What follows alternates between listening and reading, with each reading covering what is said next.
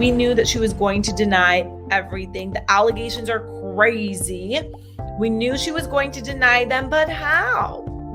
Right? How? She just straight up says, I didn't do it. I didn't say it. This and that is true.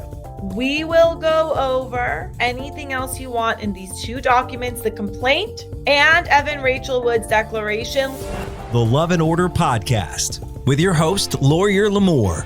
This podcast is for entertainment purposes only. The opinions expressed on this podcast are not legal advice that can be relied on. They are based solely on the limited information provided. These opinions do not create any attorney-client relationship. Those seeking legal advice should contact an attorney in the appropriate jurisdiction and practice area.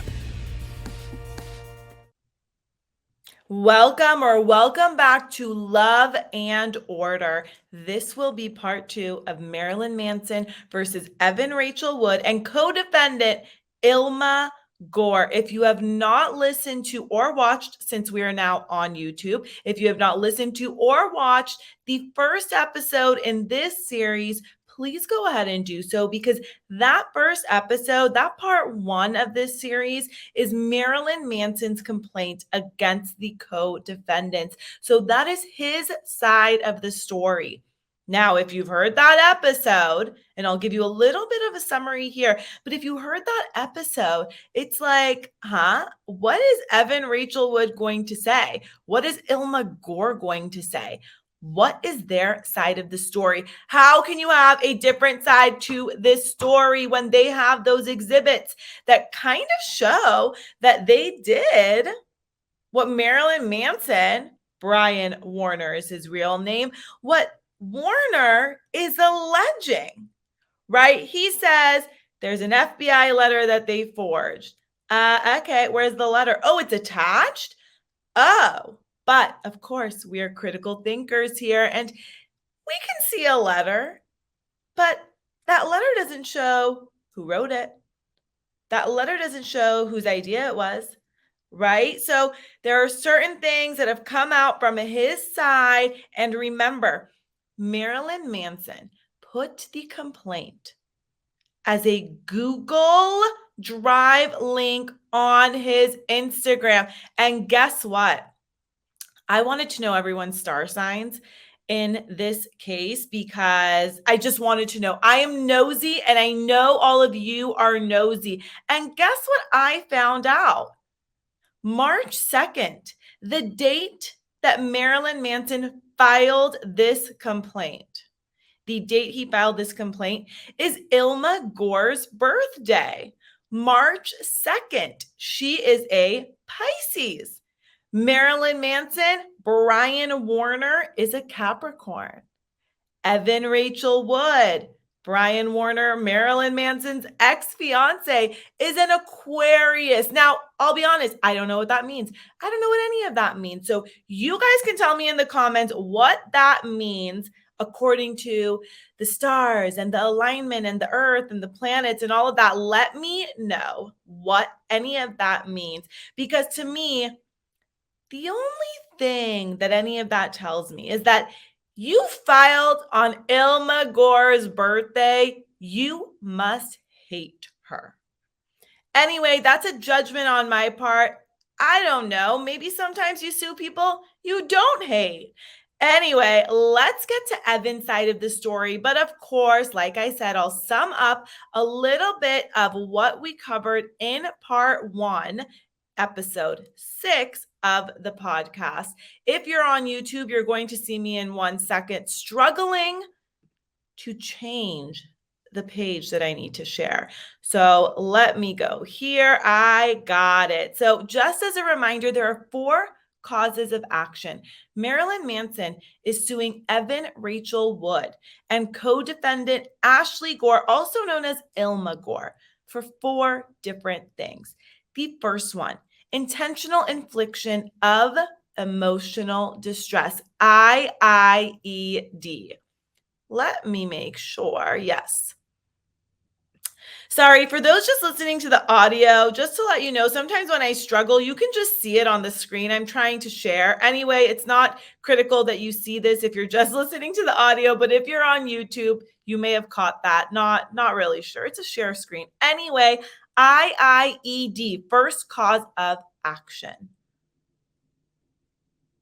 Marilyn Manson is saying that Evan Rachel Wood and Ilma Gore, their conduct was so outrageous and that it was so extreme as to exceed all bounds of that usually tolerated in a civilized community.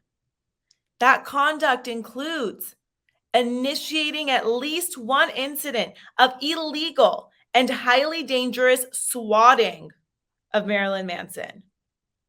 Also, soliciting, receiving, and using logins and passwords for Marilyn Manson's personal and business social media and email accounts, falsifying correspondence from a fictitious federal agent, making knowingly false and defamatory statements against Marilyn Manson, recruiting, coordinating, and pressuring multiple women to make false accusations against Marilyn Manson and to be part of their film project. Marilyn Manson accuses them of intentionally causing him emotional distress, right? It's called intentional infliction of emotional distress. They did this on purpose, is what Marilyn Manson is claiming in his first cause of action against the co-defendants. And here we are now at the second cause of action, defamation per se. Many, many people want to compare this case to the Johnny Depp versus Amber Heard case, all because of this trigger word, defamation. In this case, however, this is just one of 4 causes of action. In the Depp v. Heard case, defamation was the entire thing.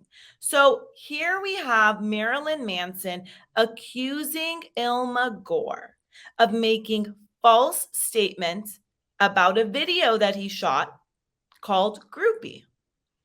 Ilma Gore allegedly said that the woman, the actress, in the video was not of age and that she was, quote, dead.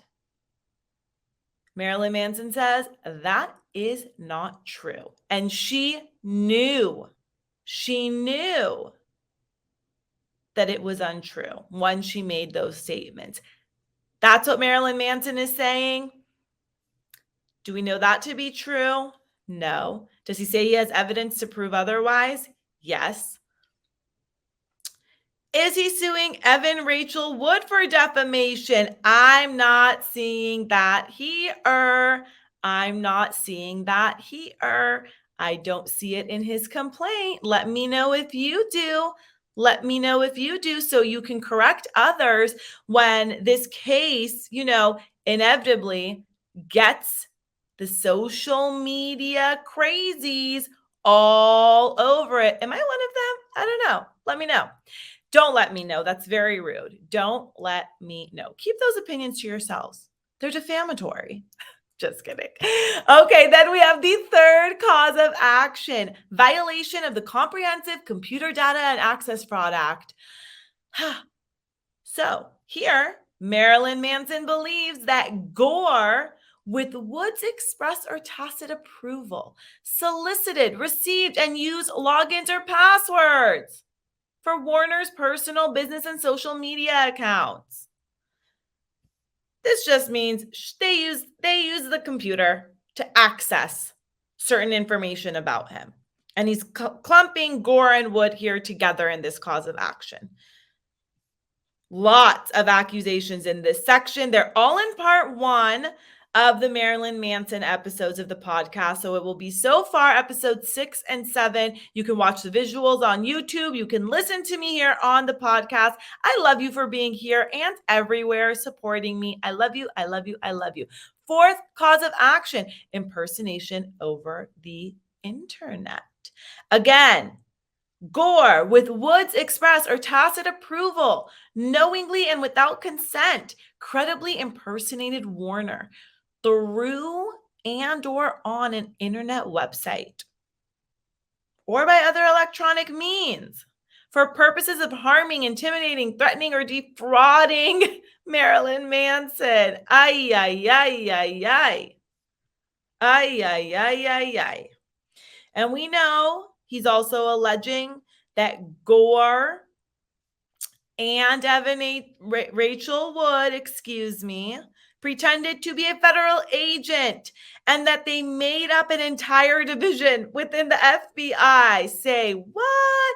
What could possibly be Evan Rachel Wood's response to these crazy allegations? One of you said it on TikTok. These allegations, this complaint is bananas. Bananas. If you know the reference, leave a comment. Let me know.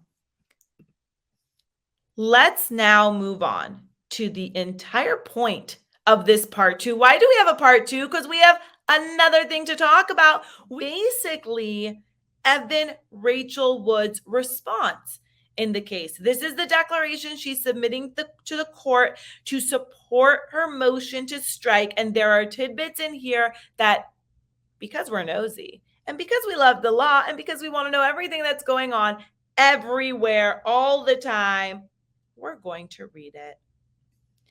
Now, you guys know that I am a huge fan of attorneys all around the world. And of course, I have to point out the fact that Sean Hawley, the legendary Miss Sean Hawley, is one of the attorneys from Kinsella, Weitzman, Iser, Kump, Hawley, LLP, representing Evan Rachel Wood. Now, who is Sean Hawley? Well, Sean Hawley is an alum from Southwestern Law School, which I also attended. She's also someone who I've emailed to be on the podcast. I did not know Sean Hawley, Miss Sean Hawley, Mrs. Sean Hawley, that you are representing with your firm, Evan Rachel Wood. So I guess we can't talk on the podcast yet, but Sean Hawley, as I said, legendary in the legal world. She worked on the OJ defense team. She has represented in the past Kanye West, Kardashians, Jenners, Lamar Odom, Sugar Ray Leonard, a host of other celebrities. She's been on E! She is just one of those attorneys you want to know. And even if you don't want to know her, she's everywhere. So you're gonna know her. And Sean Hawley is a criminal defense attorney, as far as I know, but I believe that their firm does a lot of business litigation. And obviously this would be in their wheelhouse. And if you want to talk about trial attorneys, I don't know a better trial attorney in the world than it's someone who was managing partner at the Cochran firm. I believe the name of the firm was something different when she was there. And I hope that I'm correct about that, but maybe we'll do a fact check later. Anyway, Sean Hawley, one of the attorneys on this case, and her bar number, 136811. You know, I love those bar numbers that start with the 1. They really, they're just, man, they've been in the game so long. It's amazing, amazing. So let's get into this declaration because, again, this is all we know of Evan Rachel Wood's side. Of course, we will get into the anti-Slapp motions in part 3 of this series. So we have Marilyn Manson's complaint, episode 6, this declaration, episode 7. In the series, we will continue. We might have another episode before we get to the anti-Slapp, but here we go. I am reading directly from the declaration of Evan Rachel Wood. Here we go. If you are interested in seeing the document, watch on YouTube. If not, here we go. Reading directly from the declaration, I, Evan Rachel Wood, declare as follows. I am a defendant in this action. I submit this declaration in support of my special motion to strike portions of plaintiff's complaint pursuant to Code of Civil Procedure, Section 425.16, and for attorney's fees. If called as a witness, I could and would competently testify to all the facts within my personal knowledge, except where stated upon information and belief. This intro paragraph, you're going to see it in every declaration I ever read to you. It's basically required. Everything that you are stating must be of your personal knowledge, within your personal knowledge, except unless you say upon information and belief. Let's keep going. I have been working as a professional actress since I was 5 years old. When I was 14 years old, I starred in the movie 13, a teen drama about a seventh grade student dabbling in mugs, mechs, and crime after being befriended by a troubled classmate. So that threw me for a loop. Just as a reminder, these apps like to give us community guideline violations if we say certain words. So I am going to censor myself because I want to bring you the law and the facts uncensored, but I can't. So we are going to use the code words that if you follow me on TikTok, you're already familiar with. If you don't, you might not know what I'm talking about, but let me make sure that you can definitely see this declaration, because you're going to have to, I want you to be able to see the words if you don't know.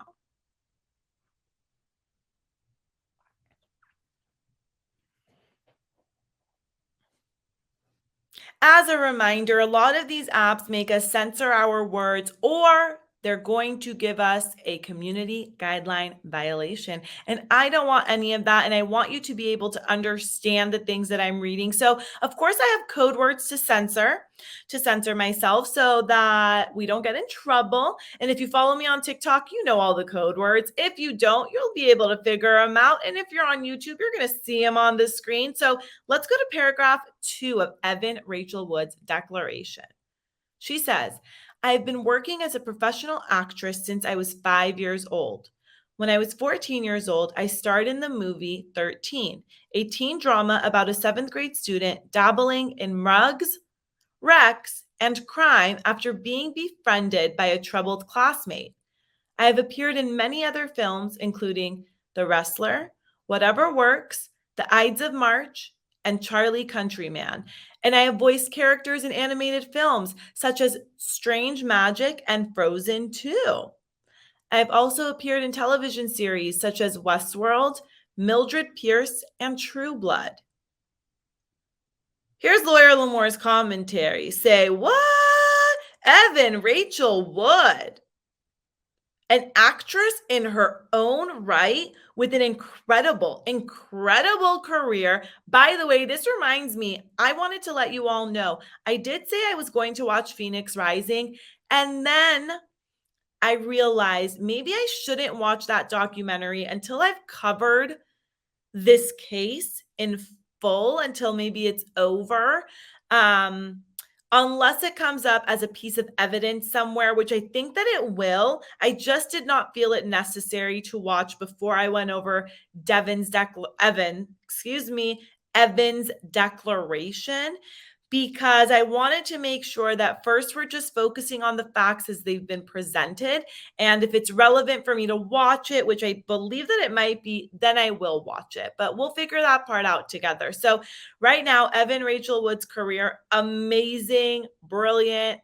Wow. Let's go on. Her third paragraph. I met Brian Warner in 2006 at a party at Chateau Marmont when I was just 18 years old. Mr. Warner approached me and told me that he was a big fan of my work in 13. Mr. Warner said he wanted to talk to me about a project he was working on called Phantasmagoria. If I butchered that, please don't make fun. Phantasmagoria, about Lewis Carroll and his subconscious. When I first met him, Mr. Warner introduced himself as, quote, Manson, and I instantly knew who he was. By that time, Mr. Warner had already been world famous, professionally known as Marilyn Manson for many years. Let me read that sentence again. By that time, Mr. Warner had already been world famous celebrity. Oh, it's missing the A. See, sometimes these typos, they trip me up. By that time, Mr. Warner had already been a world famous celebrity, professionally known as Marilyn Manson for many years. My relationship with Mr. Warner began as a friendship under the auspices of a professional collaboration on the film Phantasmagoria. Then, one day, when I was about to leave town to film a movie, Mr. Warner kissed me. I was still 18 years old at the time, and Mr. Warner was 37 years old. Thereafter, I began a romantic relationship with Mr. Warner that continued on and off until 2010. During that time, I was often photographed by paparazzi. There were many articles written about my relationship with Mr. Warner, and I was asked about the relationship in media interviews. At the beginning of our relationship, Mr. Warner would tell me that I had inspired him to make music and art again, that I was his soulmate, and that he loved me. However, the relationship became increasingly abusive over time.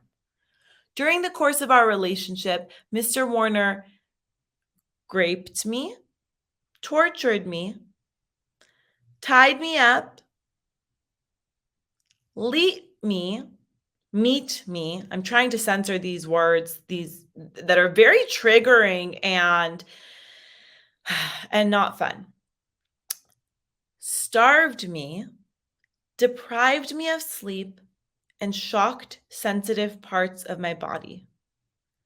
Mr. Warner also isolated me from friends and family, hacked into and monitored my email and social media accounts, and threatened my life and the lives of my friends and family. Let's just take a second right there to just register what she is saying. Just register what she is saying. And I apologize if anything that you just heard triggered you. That is not the intention. The intention is to read the declaration of Evan Rachel Wood in support of her motion to strike.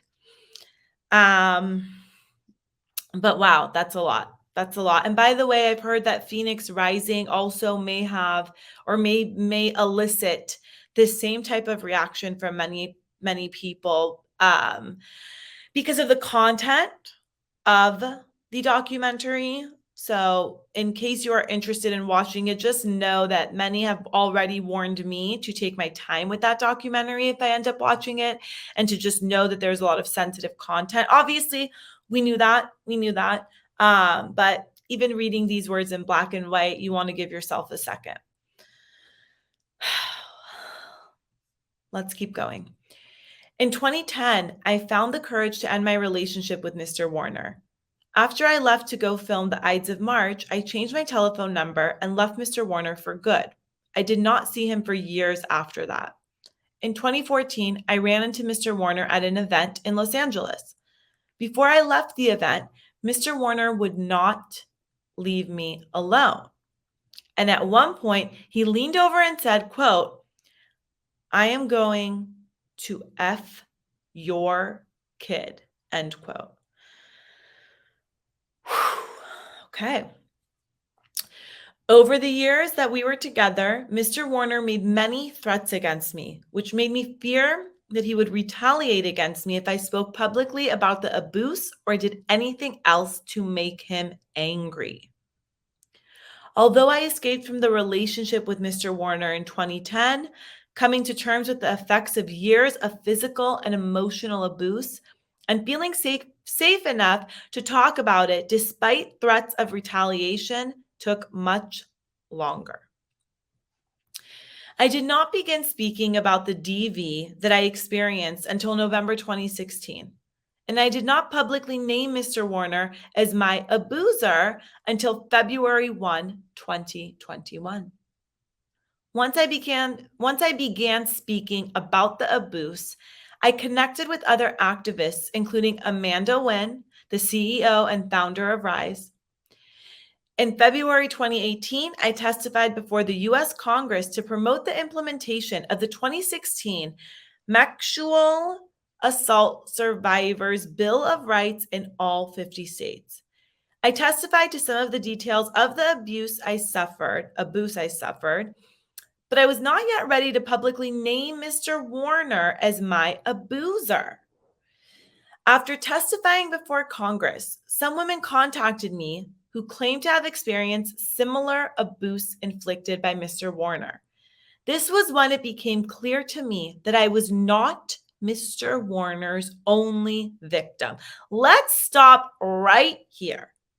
Because Evan Rachel Wood is saying, this human being threatened to mess with her child. This human being abused, excuse me, censoring, very unpleasant words. He was abusing her for years and years. When she finally left, they saw each other at an event, and he threatened to mess with her child. She went public about her experiences, not naming him, but she went public about what she suffered in testimony before Congress. And other women contacted her. They contacted her, is what she's saying. Okay, let's go on. Evan continues. Around that time, I approached attorney Gloria Allred with evidence of Mr. Warner's abuse. We have to stop one more time. Gloria Allred, another legendary female attorney in her own right. She represents, which many of you probably already know because she's always all over our TV screens, our internet screens, everywhere. Miss Gloria Allred represents many, many victims of abuse against their high-profile alleged perpetrators. Many, many, many of them. And if you live in LA, you've probably seen her around town in her car that bears the license plate Allred. Very, very legendary. So Evan continues. However, by this time, several years had passed since I left the relationship with Mr. Warner, and I was told that the statute of limitations for my claims against Mr. Warner had already expired. I was surprised and shocked to learn that there was no longer a remedy for the crimes committed against me. My experience led me to begin advocating to extend the statute of limitations for DV in California. In April 2019, I testified before the California Senate in support of the Phoenix Act, which passed unanimously and extended the time victims of DV of domestic abuse have to press charges against their abuser. When I testified before the California Senate, I described the type of abuse I experienced, but I was still not ready to name Mr. Warner as my abuser. Again, I apologize for censoring the words and sounding a bit silly, but this is what we have to do to let our content stay up. I apologize. I'm not making light of anything that's being alleged here. None of it. I just want to ensure that the content stays up. The declaration goes on. In or around late 2018 or early 2019, I told Amy Burge about the Phoenix Act and the work I was doing to extend the statute of limitations and elevate the voices of survivors of domestic violence. Around that time, we began filming events that ultimately became part of the documentary Phoenix Rising, which chronicles my experiences and my work in connection with the Phoenix Act. The two-part documentary premiered at the Sundance Film Festival in January 2022 and debuted on HBO on March 15 and 16, 2022. Are those dates right? 2022? And he filed this? I see. Okay. Sorry. I'm trying to get the dates right. So January 2022, Sundance Film Festival premiere of Phoenix Rising. March 2nd, 2022, Marilyn Manson files this lawsuit. March 15 and 16, HBO debuts Phoenix Rising. Okay, all right, we see you. Got it. The declaration goes on. On October 21, 2020, I met with some of the other victims of Mr. Warner. The meeting was filmed for the documentary Phoenix Rising. However, some of the people who attended the meeting did not want to be filmed or did not want to appear in the documentary. We, of course, respected their wishes. In my experience, being a survivor of DV can sometimes feel very lonely, and speaking to people who had similar experiences made me feel like there are people who believe me, support me, and understand what I am going through. On February 1st, 2021, I, Evan Rachel Wood, named Mr. Warner as my abuser for the first time in a post on my Instagram account. A true and correct copy of my February 2021 Instagram post is attached here too at Exhibit 1. I will show you that exhibit once we get to the exhibits after we finish reading the deck. Evan continues, I have never pressured anyone to make false accusations against Mr. Warner or to be part of the Phoenix Rising documentary. The statements I have made about the abuse afflicted by Mr. Warner are true. I have no reason to doubt the accusations made against Mr. Warner by other survivors. I am familiar with Mr. Warner's 2002 statements about the groupie movie On Dinner for Five and the civil complaints filed against him by other victims last year. I am also aware that accusations of physical and sexual abuse of minors have been made against Mr. Warner. In February 2021, I posted copies of letters from Massachusetts Representative Natalie Higgins and Florida Representative Anna V. Escamani requesting an FBI investigation of Mr. Warner based on multiple allegations of physical and sexual assault, including against minors. True and correct copies of my February 2021 Instagram post regarding those letters are attached here too as Exhibit 2. Attached as Exhibit 3 is a true and correct copy of the webpage Manson Wiki, as it appeared on April 22, 2022, which includes a transcript of Mr. Warner's 2002 statements about groupie On Dinner for Five. I have provided evidence to both the FBI and the Los Angeles County Sheriff's Department in connection with criminal investigations of Mr. Warner. On information and belief, those investigations are ongoing. After leaving the relationship with Mr. Warner, I reunited with Jamie Bell, who I had dated prior to meeting Mr. Warner. Mr. Bell and I never officially married, but we had a son in 2013. In or around November of 2020, I learned that Mr. Warner had been making threats against people who were accusing him of crimes. One person posted an audio recording of Mr. Warner to social media. What we're about to read right now is intense. One person posted an audio recording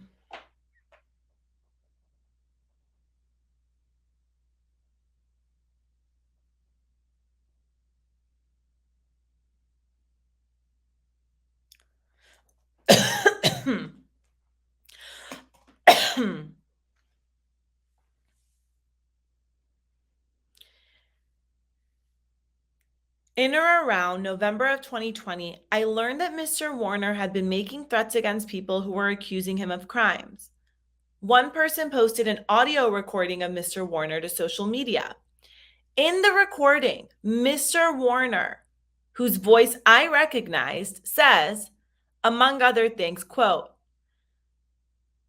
I have effing geo-effing maps of the people that have created all my problems.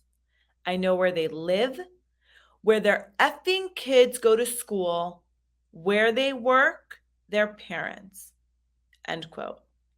Because of the threats Mr. Warner made when we were dating and when I ran into him in 2014, the threats he was making generally against, quote, the people that have created his problems, end quote, the types of conduct I observed while dating Mr. Warner, and my involvement in providing evidence in connection with the criminal investigations, I have feared for my safety and the safety of my son.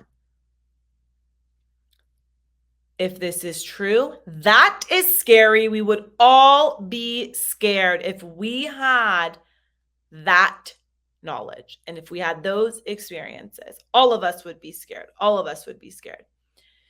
In late November 2020, I made the decision to reside exclusively in my home in Tennessee. Thereafter, a dispute arose between myself and my ex, Mr. Bell, regarding the shared custody of our son. On March 1st, 2021, in connection with our custody dispute, Mr. Bell filed an ex parte application in a parentage action in Los Angeles Superior Court. She gives the case number. My lawyers and I opposed the ex parte application on March 2nd, 2021, and I submitted a declaration in connection with that opposition. March 2nd, 2021, don't you say? That's Ilma Gore's birthday. That is also 1 month before the filing of this suit. My goodness. It's funny because Depp v. Heard, they had lots of anniversaries. I have a TikTok video about all the anniversaries. You know, that was a 6-week trial. Of course, there are lots of other things going on in different years on the same dates, but they also included the date where Amber Heard obtained a TRO against Johnny Depp. His birthday, his daughter's birthday, her kid's birthday, all that stuff in there too. Let's go on with Evan's declaration. In my declaration, I explained to the court my involvement in the criminal investigations of Mr. Warner, who I did not name but referred to as the alleged offender, and why I feared living in close proximity to him. My declaration attached a copy of the, quote, FBI letter, a redacted version of which is attached to Mr. Warner's complaint as attachment A. If you've seen part 1 of this series, which is episode 6 of the podcast on YouTube, you've seen the FBI letter. You've seen that attachment A. She continues, I did not distribute the FBI letter outside the scope of my custody dispute with Mr. Bell, did not provide a copy to Mr. Warner, and did not leak it to the press. I did not fabricate or forge the FBI letter. When I received a copy of the FBI letter and when I submitted it to the court, I believed it to be authentic. I also did not knowingly make any false statements of fact in my declaration.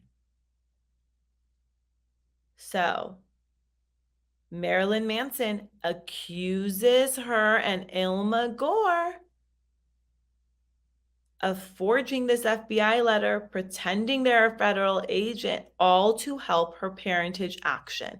As you know, I'm a family law attorney. I do parentage actions all day long. And it appears that she was requesting a move away for the court to allow her to move with her son to Tennessee. And it seems like this letter was a big part of the reason why the court allowed the child to move with her. So big deal. Big deal that these allegations are within this lawsuit, these declarations. Ay, what a mess. What a mess. Evan goes on. My intention in filing my declaration, which attached the FBI letter, was not to cause Mr. Warner emotional distress. Commentary time.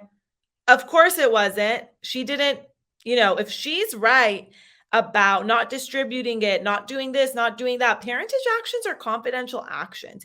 You wouldn't be able to look it up, right? The way that we looked this up, you wouldn't be able to look that case up and just find it.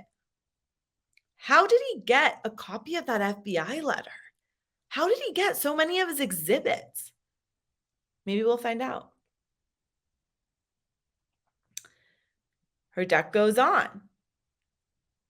Rather, my intention was to explain to the court why I feared living in close proximity to my abuser. I did not know that Mr. Warner would obtain copies of court filings from my confidential custody dispute with Mr. Bell.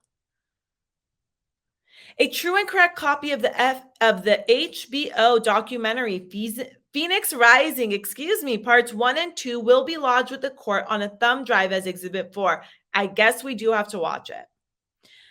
Part 1 of Phoenix Rising includes excerpts of Mr. Warner's appearance on Dinner for Five, Part 2 of Phoenix Rising includes portions of the October 21, 2020 meeting of survivors beginning at timestamp 256.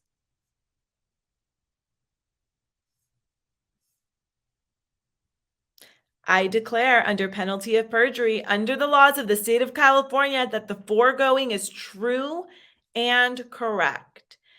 That was Evan Rachel Wood's 6-page declaration, which looks like she signed it at Salt Lake City. She was in Salt Lake City, Utah on April 28th, 2022, when she signed this, the same day it was filed, along with her anti-Slapp motion that is now set for hearing on December 13th, 2022. And we have Ilma Gore's anti-Slapp motion on calendar for January 2023.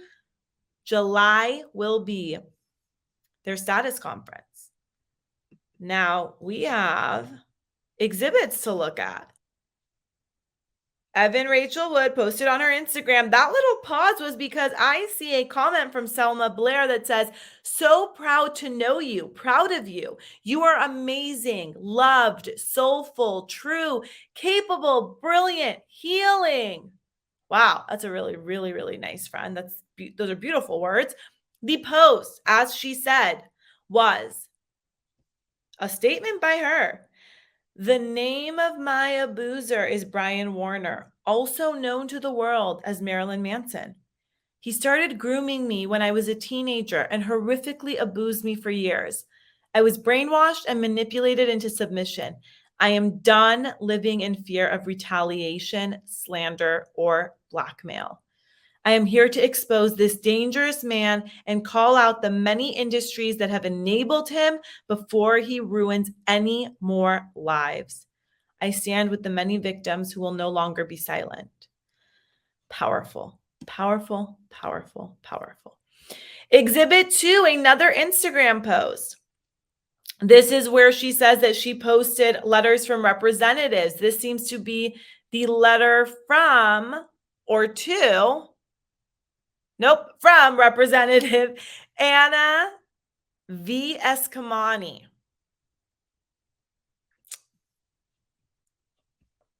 Then we have more Instagram posts. We have the other letter from the representative in Massachusetts, Natalie Higgins. Her Instagram post says, "Please read the first line of this letter." Let's read it. "I am writing to you after learning of multiple allegations of human and sex trafficking that include underage people." Okay, we get it. Okay. This was posted February 10, 2021. Intense, intense, intense. Her other posts are under this. Let's go to Exhibit 3, the Manson Wiki, which includes the clips from the Dinner for Five that she keeps referencing. Has the transcript. We'll go through these on a live, but here they are for you if you're interested.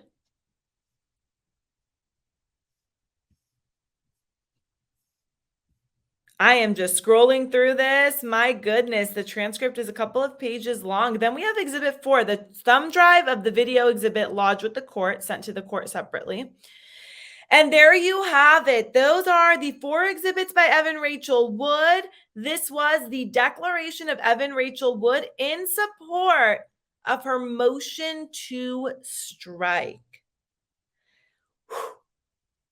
Wow, a lot, intense, so much going on. But of course, we had to read the declaration because we heard Manson's side. I haven't heard Evan Rachel Wood's side. Of course. We knew that she was going to deny everything. The allegations are crazy. We knew she was going to deny them, but how? Right? How? She just straight up says, "I didn't do it. I didn't say it. This and that is true." We will go over the exhibits if you want. We will go over anything else you want in these 2 documents, the complaint and Evan Rachel Wood's declaration. Let me know your questions. Let me know if you want me to read through this transcript, which is the exhibit, I believe it was exhibit 3 of her declaration. Let me know what you want to know if you have any questions. The third part of this series will be the anti-slapp motions. We will discuss them. We will talk about what those are and if they're going to make the entire case go away. I appreciate you. I love you. I know that these episodes where we're reading them, the commentary in the middle, trying to make it fun for you, but sometimes these cases are so disgusting, so outrageous, so outlandish that there's nothing much to say. You say this person impersonated an FBI agent, and not only that, they did it to gain an advantage in a custody case? Their argument is, I didn't do that BS. And by the way, how could I have intentionally inflicted emotional distress on you when that was filed in a confidential parentage action? Where'd you even get it to cause yourself emotional distress? Where did you get it? Did you get it from her ex? Did you get it from a computer? Was it posted online? Is it posted online for us to see their parentage action? I wouldn't be able to get it even as a family law attorney unless I'm the attorney on the case. But let me stop right there. That's just one of the many allegations. So much going on in this case. Please keep an open mind. Please follow the case. Please follow the podcast. Subscribe, rate, review. If you want to talk to me one-on-one personally, DMs are always open on Instagram. I'm everywhere at LawyerLimor. Please subscribe to the YouTube. Please leave your questions under this video. I am happy to answer them. If you have any other questions, anything else you want to talk about, any other cases, let me know. I love you so much. I love you so much, and I'll talk to you soon. Love you. Bye. This podcast is for entertainment purposes only. The opinions expressed on this podcast are not legal advice that can be relied on. They are based solely on the limited information provided. These opinions do not create any attorney-client relationship. Those seeking legal advice should contact an attorney in the appropriate jurisdiction and practice area.